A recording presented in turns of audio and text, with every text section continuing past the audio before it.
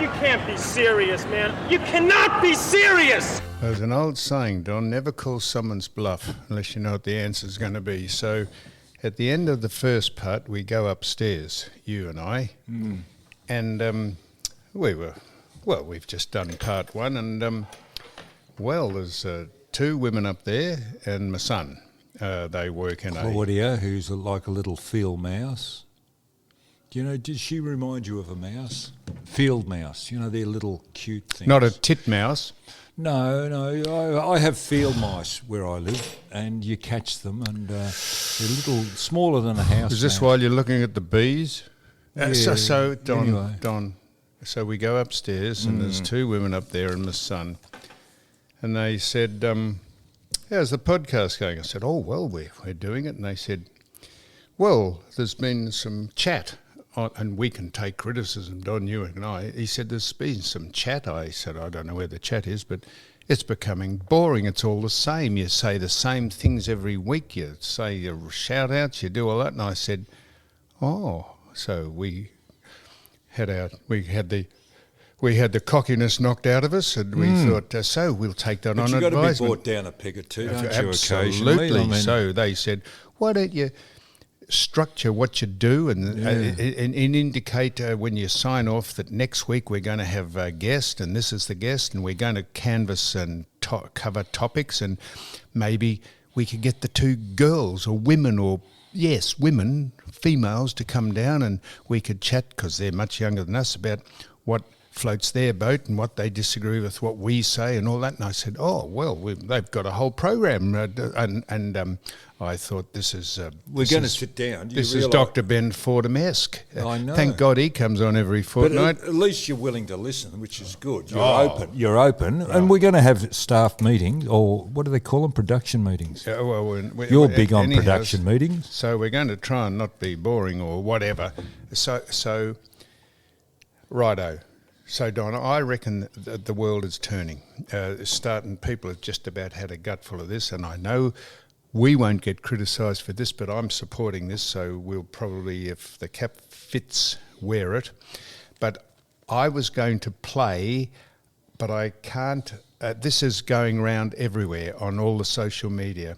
This is Alex Antic. He's a South Australian senator. And I was going to play it off the phone, but I don't know how to hook it up, so I'm going to read it out. This is not.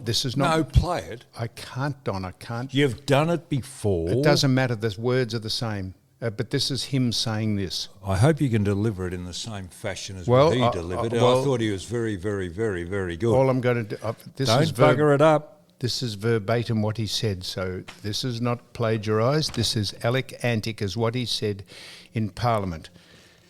And if you don't think the world is just our country is not agreeing with this, you're living in an unreal world. So this is what he said in Parliament, and I quote, "The welcome to country ceremonies are now as ubiquitous as they are inescapable. Australians are forced to sit through these rituals everywhere, to the commencement of Parliament, to school assemblies.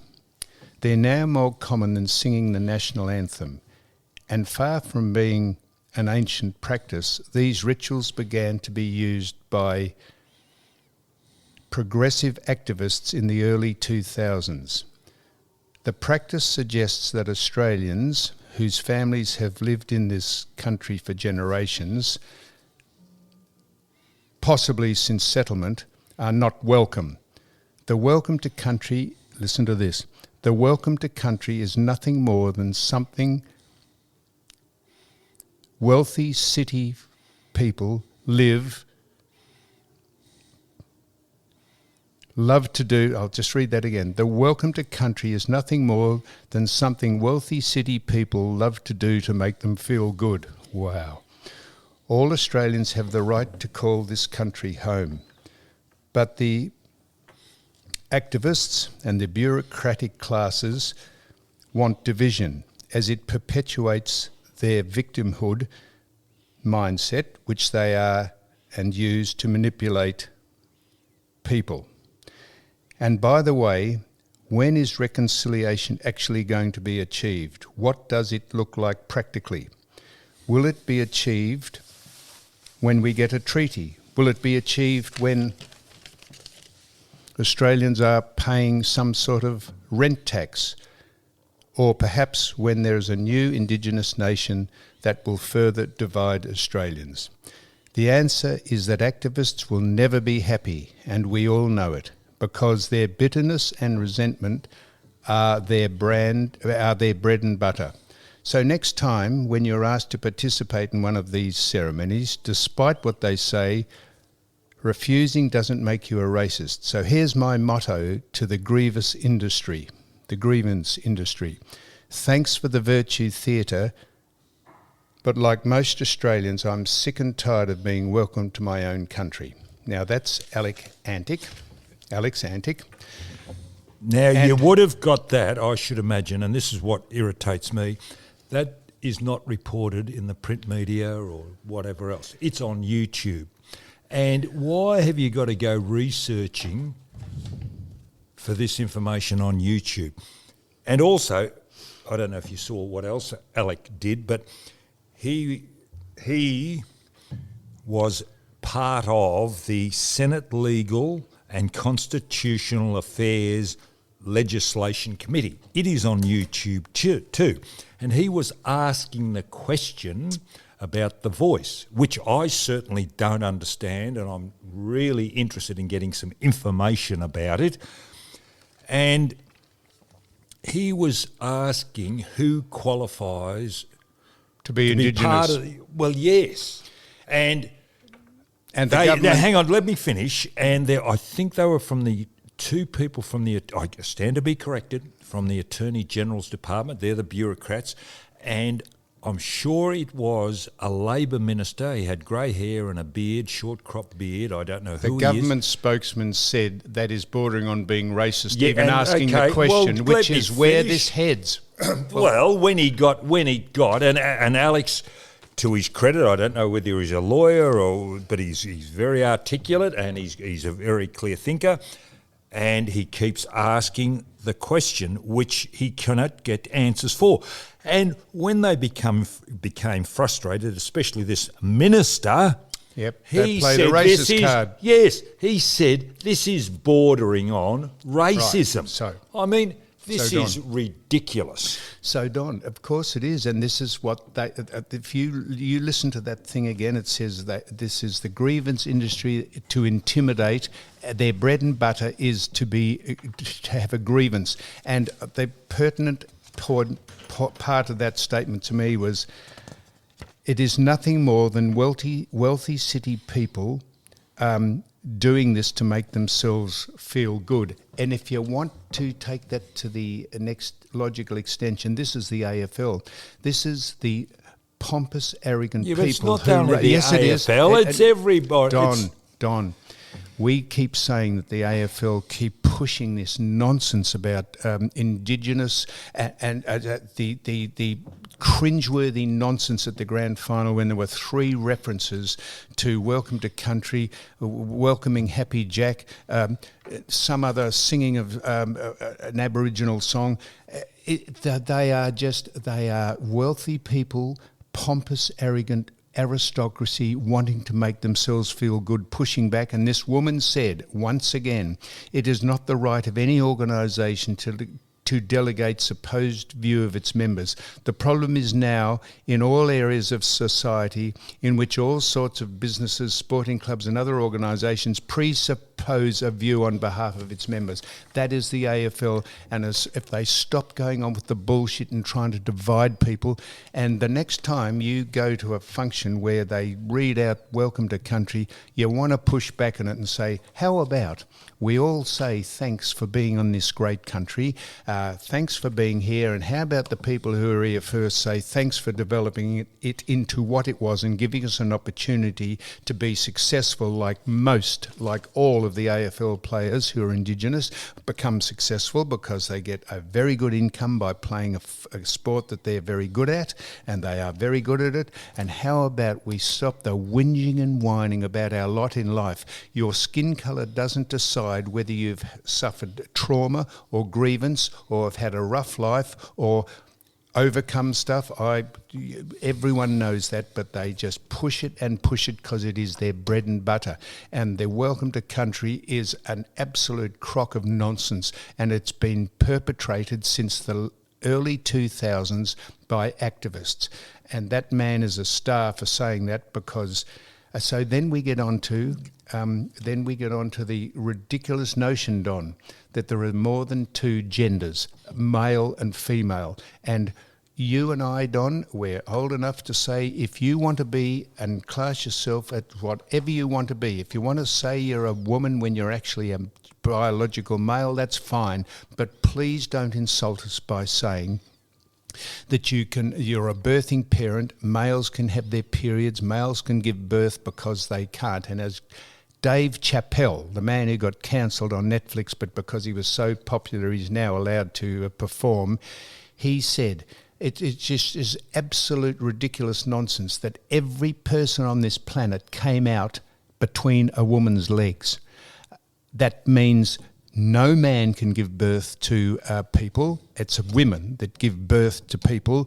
And if you want to call yourself anything you like, that's fine. But please don't insult us by saying there's more than two genders. If you have two X chromosomes, you're a male, you're a female. And if you have an XY chromosome, you're a male. And that's it. After that, call yourself anything you like. But please stop browbeating us about the genders and who is a biological man and who's a biological woman.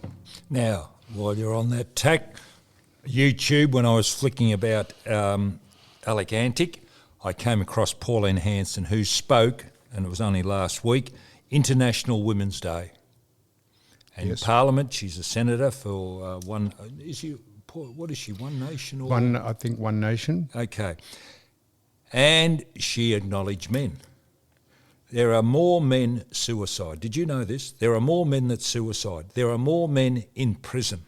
There are more men that are homeless. There are more men who are unemployed. When it comes to family law, a majority of men are disadvantaged. And also, men are a quarter of domestic violence. Also, do they acknowledge men's health issues? And yeah, Pauline Hanson. She is One Nation. She says things that a lot of people are too afraid to say. And so do we, Don. So she is One Nation, started it in 1997. She developed that party. And so I keep... But that doesn't get exposure, does it? You've got to go onto YouTube. It's not reported in mainstream media or whatever else. Because, Don, Alec Antic and Pauline Hanson making a bit of sense, because the politicians towing the party line, it's a load of bullshit, and they do not tell the truth. They skirt around. So, Don, you keep saying to me about the AFL. Of course I keep saying it about the AFL. But you gotta no, Don, listen to me. Sick of it. I get sick of it. Well, you shouldn't, because... Why? Well, I'll tell you why. Because we were taken... We were charged with... yeah, but that's years ago. Shut the fuck up, Don. We were charged with vilification by that pompous, arrogant buffoon who runs the competition. No, don't. Just shut up, Don. And you wonder why we take it to heart. We were thrown under the bus. Well, you were fined, and so was Sheehan. Oh, no. We were fined. We objected. But get off it. He's done. No, Don. That's exactly... The wealthy people who are from the city, it just makes them feel good by having a go at us for discussing a very legitimate subject and topic, and we're thrown under the bus with the most bogus and dishonest case you could bring before a court. And you wonder why I keep mentioning it, because we'll never get over the fact that we had to stump up $100,000 for daring to have a discussion why Winmar lifted his jumper out at Victoria Park. And we all agreed that if he says that's what he lifted it for, that's what it was. And it was a completely legitimate discussion, and we were thrown under the bus by that pompous, arrogant buffoon who runs the competition. So that's why I keep going on about it. And Alex Antic is a star. Now, and so is Dave Chappelle. Last Wednesday, Daniel Andrews, that man, I find it very, very hard to like him. His criticism of Robert Redlet, who was the commissioner for IBAC, wrote a letter back in December, which has just been leaked about his concerns with regard to IBAC and the government's position.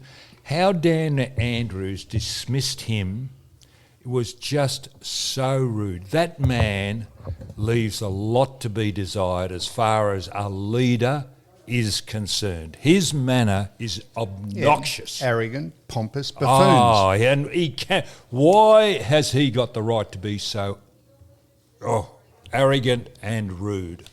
Now, there's a learned man voicing his concerns, yet he's put down. And I think he was appointed by the government of the day, which was Labor. Okay, so Don, there's our political statements, and how appropriate that just as we finish them, our regular, when she's available, our regular panellist and guest, Fiona Byrne, has entered the building and probably didn't hear any of what we were saying, which is probably to her benefit. So come over here, Phoebe, and sit down here with the microphone. Now, Phoebe negotiates the Westgate Bridge, and so do you. Gentlemen, ladies and man and woman, I negotiated the Westgate Bridge last week. I was going to Ballarat. Could you tell me, are you people confused with the roadworks? I finished up at Laverton. I was in a particular lane. The roadworks just shot me off. It was so confusing.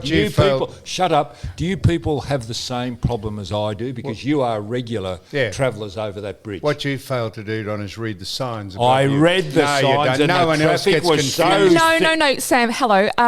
I don't know what I've missed already this morning, and You missed nothing. I'm glad I've missed it. You missed plenty. Anyway, Don, Sam, on this occasion, I agree with Don. The roadworks have made negotiating the Westgate Freeway quite a challenge, and at the very least, it's just a nightmare, to be honest with you, and it's going on for years and years and years. It's dreadful. It's a dreadful piece of road to drive on at the moment. Not being able to, as he said, concentrate, but I was in a line of traffic. I couldn't get out because the other line I couldn't get in. Blocked you in? Yes, I couldn't, and I just had to follow the stream. And Sam, yes, Phoebe, you also have voiced some concerns about your experiences on the Westgate, because I saw which car you've got out there today, and that it's magic, isn't it? I love that car. It is a beautiful But didn't you have a bit of a semi-bingle on the bridge at one point? I did indeed. I was coming home from a function at 10:30 one evening 6 months ago, and it was raining, and I went to veer in my lane, doing 80k, veer onto the Westgate freeway to head toward the bridge, and this B double edged over the line and wrote the side of my car off. Not that he would know that he hit me, and I limped the car home to the garage and had to pull the mudguards off the wheel. And so it is a very dangerous carriageway. Now, Phoebe, could I just tell you, we went upstairs and we've just had the Riot Act read to us, and they said people are saying that, this is boring what we speak about. We speak about the same things every week, about potholes and bloody... potholes? Shout-outs and all that.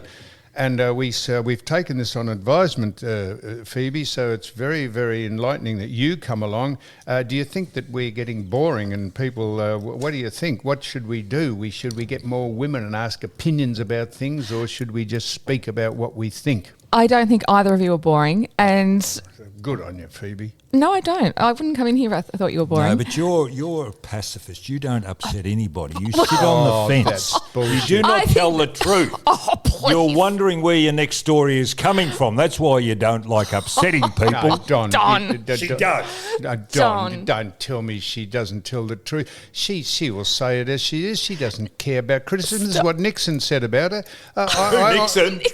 Stop it, Ricky. Who? Oh, my God. Ricky? Oh, Ricky, I thought you were talking about the dead president Where of is America. Ricky today, by the the way? dead president of America would be speaking about Phoebe. What are you two up to? I'm not backing her, that woman there. I'm not backing her, but don't tell me that. I want to ask her. She wrote in her column in the Sunday Herald. Oh, okay. Tell me what. I wrote about you. I know you wrote about me. What did you do? No, you sure wrote it was- about me and she It wrote- was short news week, was it? No. Fiona? I tell you what she does, Don. If you give her a quote, she'll write it down. Oh, you got to watch what you say. No. I'm just saying, if you say to her a In statement, confidence. shut the Don, fuck up, Don, you Leave dumbass. now. Leave now. When if I say something to her on the record, she will write it down and won't take it out of context, which is what she did. I said I taught John Travolta how to dance by him looking at my tapes, and she put that in, tongue in cheek. So Don, What are you talking Okay, about? so Don, Sam was one of a number of people that has been approached to be on part of Dancing with the Stars, and it was a very, Intellectually disabled or physically Don, disabled? No, I think it'd be fair to say to Sam that you were, quite intrigued by the approach. yes. But it just wasn't something that you could do because your ankle's a bit wonky. No, at the I would have moment. done it if I had been able to actually operate properly on both feet. Have you ever been asked to do a reality show, Don? No, I'm not a name. Sam, what do you think Don would be good at? I tell you what, he'd be fantastic at. Don't start comedy. That is not your forte, Fiona. I tell you what, he'd be fantastic at. He'd been fantastic at in a group chat on I'm a Celebrity, Get Me Out of Here, Dancing with the Stars, Married for any reality show. He'd be fantastic because he's antisocial. He'd argue with every single Now, person. Fiona. People would think he's an arsehole and a prick, and he would probably get through to the finals without dropping a set. And it'd be fantastic because they'd actually see the great Leviathan who captained Hawthorn to a couple of premierships, just what a cockhead he is. Maybe we should pitch him. Yeah, I reckon we should start a campaign to get Don onto a reality show. Now, Grumpy old footballers. There's got to be a show for that. I've got a present for you from Oh, our yeah. surgeon in South Australia. Johnny, I'm going to put it together. This is one of those puzzles that he sent up. You took great delight in putting me down. Now I'm going to put it together. This is exactly what they said upstairs, Don. There you go, Johnny. You try and get that puzzle undone. This is exactly what they said upstairs, Don, that we do the same things week in, week out. Oh, This is the third week in a row that we've mentioned this. Okay, can now, I talk I about want to ask Phoebe. Yes. This is her phone going. This is how busy she is. No, it's Don's phone, I think. No, it's not. We Fiona. don't watch, Don. I don't believe you watched the Academy Awards, did you? No. So I didn't certainly watch them, but this is of topical interest. Phoebe, did you watch the Academy Yes, Awards, and I have did. you reported on them? And what happened and what didn't happen? Well, what didn't happen is no one got up on stage and slapped anyone this year, which was, But he's been barred, hasn't he? yeah, and I mean, that was the big drama from last year, and it became... Will and, Smith. And this isn't, well, this is a pun, sorry, it's a pretty lame one. That incident was the punchline for a lot of jokes throughout, or references throughout the show this year. There was a lot of referencing back to what had happened last year, but without mentioning Will Smith's name. So the show was pretty much hitch-free, which I think is a good thing. It had some... What I will say is the winners were clearly people who did well in the acting categories, but they didn't come from movies that had Diversity, been... inclusion and equity. They were What? the winners Hey, of. shut up, Well, John. they weren't from movies that had been, I don't think, particularly well viewed. And in fact, I What, was because of the- people don't go to the movies or they People watch on do- Netflix or well, what? both. I mean, people go and can see films in theatres or they can watch them on streaming platforms. But I thought the one thing that bugged me is the movie that ended up winning the best film was Everywhere, Everything... All at Once. Yes, All at Once, which I have tried to watch, and I really just... It Didn't just appeal? wasn't my type of film. I didn't really get it. But I couldn't... Looking back over the year, the movie that I felt should have won Best Film was Top Gun Maverick, not because it was the best acting and not because it was the best story, but it was without question the best viewed film. And Most popular. people went and watched it. It actually made people leave the house You and know go to the the reason theatre. they said it didn't win? Why? Because it glorified patriotic America and war. It was more like Star Wars I know than it was. reality. I mean, it was like I watched it and I thought it was a very cleverly constructed film because it really did make you feel like you were, in a sense, almost watching a Star Wars film. So it had that. There was plenty of threads of nostalgia that appealed to someone of my age. If I may, Don, you keep telling me to shut up. But what you don't understand is that what I said is absolutely correct. The film that won the Academy Award and all its was purely based on diversity, inclusion and equity. It was an Asian woman for the first, nothing wrong with this, but an Asian woman for the first time, and they gloated over the fact that the diverse nature of the academies was won by someone from another country. Was it an Asian film or American film? It was an American film. With Asian actors. And the winner was? Her name is, Michelle. Lou or who? No, Michelle. Anyhow, that's fine, but they put so much emphasis and policy and status on the fact. Well, how about we just view it, and if it's good, it's good, and it doesn't matter who's in it and what colour they are or where they come from. They just hang their hat on all this bullshit. And can I ask you this? Yes, you can, but can I just say Michelle Yeoh is the lady who won the Best Actress Award. She beat Cate Blanchett in that category. She's a fantastic actress. Now, I'm not going to take anything away from her. She's a fantastic actress. She's done a lot of terrific films, and she was a Bond girl many years ago. She was in The World Is Not Enough. I think Tomorrow Never Dies. Tomorrow Never Dies? Tomorrow Never Comes. Whatever, one of them.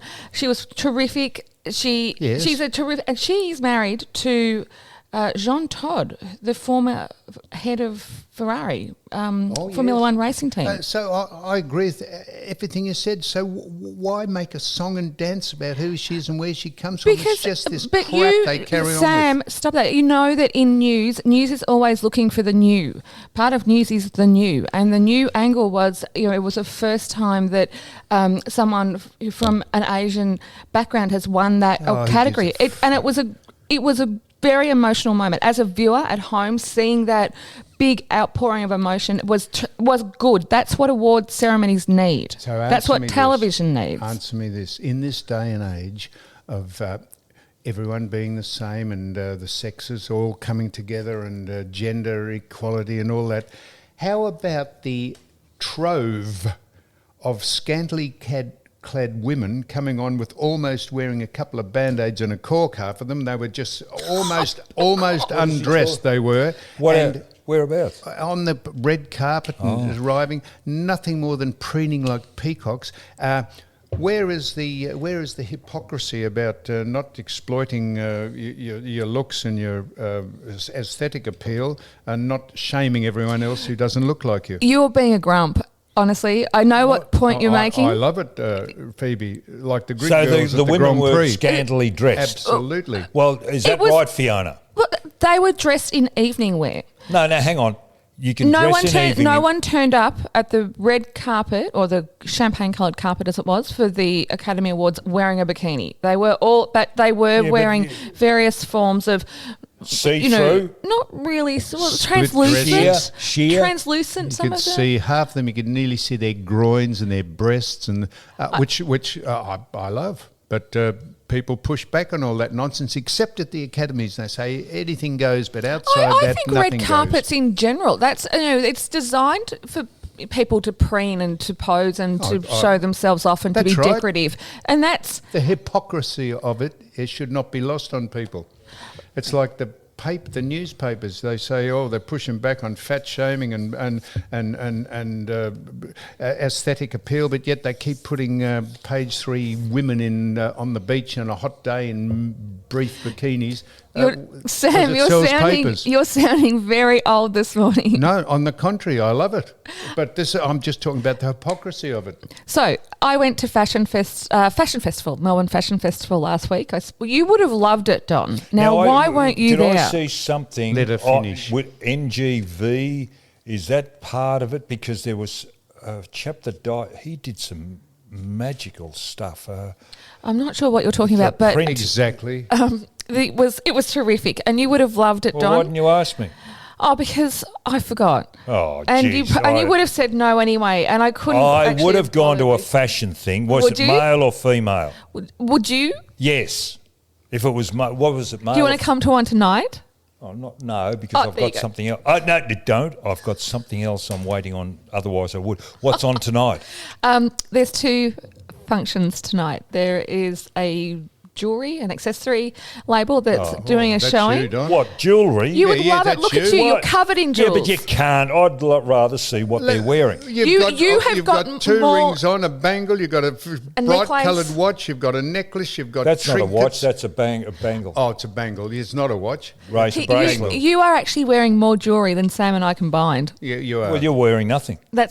I'm wearing clothes, but I am wearing no jewellery. That's correct. And nor am I, Don. If you got to extend your personality by showing people that you've got jewellery and crap on, Well, just all be you wear is yourself. that I can't be serious red T-shirt. That's your wardrobe.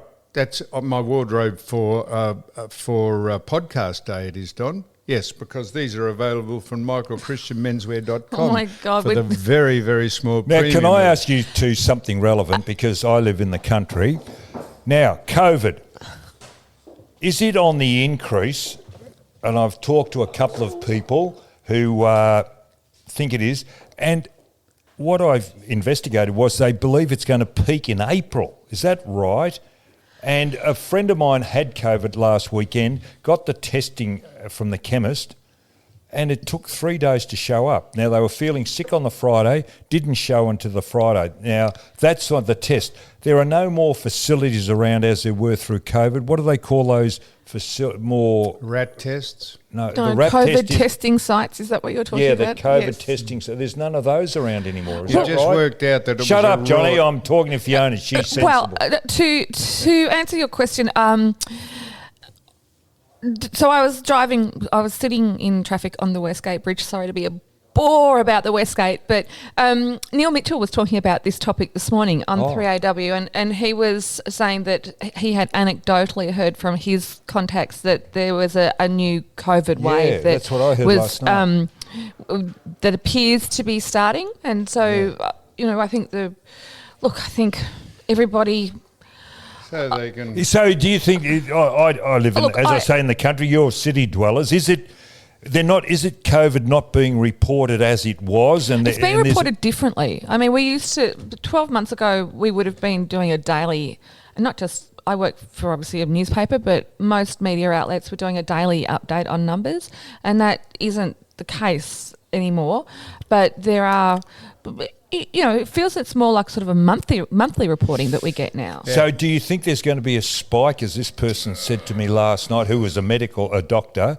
They said April is the spike. They believe could be spiking in April. Well, Is that right? I'm going to listen to the medical industry and hear what geez. they've got to say. But what I would say is I'm not an expert in COVID. I can't tell you whether or not there is going to be a spike or not. But what I would say is during the colder months of the year, you always see a spike in aren't the done. testing No, for just- in particular illnesses. Okay. So we're Fiona, just finding is out, shut up, Don. We're just finding out, Don, the absolute fraud and hoax that this Victorian government perpetrated on the community when the vaccines didn't work, the masks were pointless, God, he's and hopeless. they Can't went we on talk this, about this something that's rampant topical? thing. The COVID is no more, Those people no are more right. transmittable. Those people are right. He just no goes more on with the same transmittable. bullshit. The vaccines are useless. They don't stop people getting it. They don't Sam. God. stop it being passed Can on. we pull out And his we- plug? Oh, You're fair sitting near dinkum. him. Pull his plug Fiona, out. are there Don, testing What did you faci- disagree with then? I'm not, What did you disagree I'm not with then? disagreeing with you, but we have heard you say this quite a Well, bit. then he brought the He brought topic it up, up Neil and about Don. about the COVID starting You live in again. that I'm bloody saying it's unit by bullshit. yourself. Okay, I'm changing the topic. I went and saw Rod Stewart last night. Now, he is Really? a marvel. Why? He's a marvel. Why? My God, I think he's 78. Would I be correct in saying that? Yep. And 78. Yeah, just unbelievable. Great. It didn't A receive great much show. publicity that he's in Melbourne. He's here. He's got another show tonight. Why is it, Fiona, they all seem to come out in autumn, Melbourne's autumn? Why is that? All these overseas acts. Probably because it's just the international touring schedule. They're doing Europe or they're doing America in their summer, and so Australia is going to hit at a different time than that. Have you finished, Don?